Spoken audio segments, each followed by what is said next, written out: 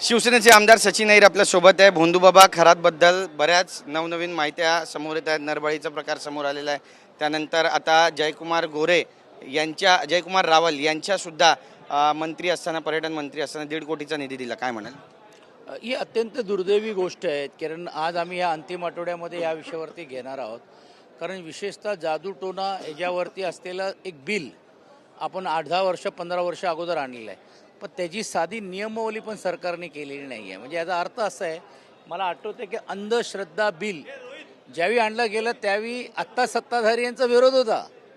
म्हणजे ह्याचा अर्थच असा आहे की ह्याला प्रोत्साहन देण्यासारखी जी मंडळी आहेत तर स्वाभाविक आहे त्यांच्याकडनं आम्ही काय अपेक्षा करणार आहोत। ठीक आहे, आता मुख्यमंत्र्यांनी चौकशीचा एक ससेमेरा लावलेला आहे, कडक कारवाई करू ही भूमिका आहे, पण ह्याला प्रोत्साहन देणारी लोकं कोण, या मानसिकतेवरती जाणारी लोकं कोण, आणि नेहमी अशा लोकांच्यामुळे या आपल्या आयुष्यामध्ये बदल होऊ शकतात हे वारंवार भासवण्याचं काम, त्यांच्या व्यासपीठावरती जाण्याचं काम, मग साधू संतांच्या कडे जाणं कोणतं अयोग्य नाही, पण अशा प्रकारे जे भविष्यवाणी करणारे लोकांचे त्या व्यासपीठावरती जाणारी लोकांची जर संख्या जर पाहिली, यातूनच हे स्पष्ट होतं आहे की ही बुवागिरीला जास्त महत्त्व देत आहेत आणि युवागिरीला कमी महत्त्व देत आहेत।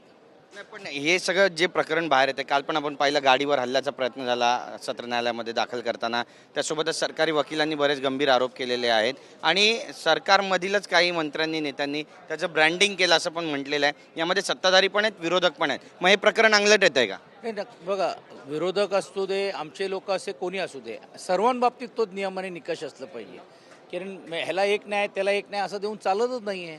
पण ही गोष्ट तर नक्की आहे, विरोधकांनी केल्यानंतर तुम्ही किती त्याला प्रोत्साहन दिला तरी देखील त्याचा किती प्रभाव पडू शकतो, कारण रिझल्ट देतात कोणाला मिळतो आहे, रिझल्ट तर मंत्र्यांना मिळतो आहे। अशा या भविष्यवाणी आणि अशा या भोंगीगिरी केल्यामुळे बुवागिरी केलेल्या लोकांकडनं त्यांचा फाफळते म्हणून लोक आकर्षित होत आहेत ना। अरे हा मंत्री, म्हणजे याचा अर्थ ह्यांनीच त्यांना मंत्री केलं आहे काय? अरे हा माणूस सांगतोय की बाबा तुम्ही याने अशा पद्धतीने तुम्ही मंत्रिमंडळात जाणार आहात, तुम्ही अशा गोष्टी करणार आहात, तर ह्यातून ते स्पष्ट होतं आहे की बाबा प्रोत्साहन देणारीची मनस्थिती, मानसिकता ही सत्ताधाऱ्यांची जर नाही राहिली तर अशा लोकांना महत्त्व मिळालंच नसतं, विजय वडेट्टीवार घटना घडली नसती। विजय वडेट्टीवार म्हणतायत की खरातचा एन्काउंटर होऊ शकतो, तुम्हाला पण असं वाटतं?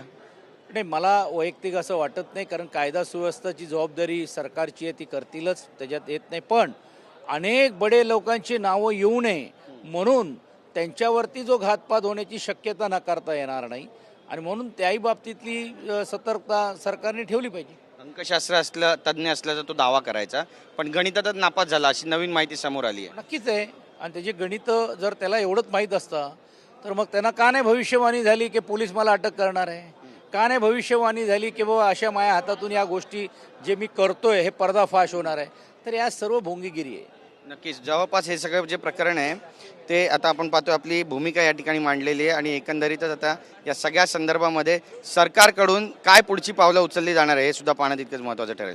Camera person Yogesh, Girish Gaikwad, TV9 Marathi, Mumbai.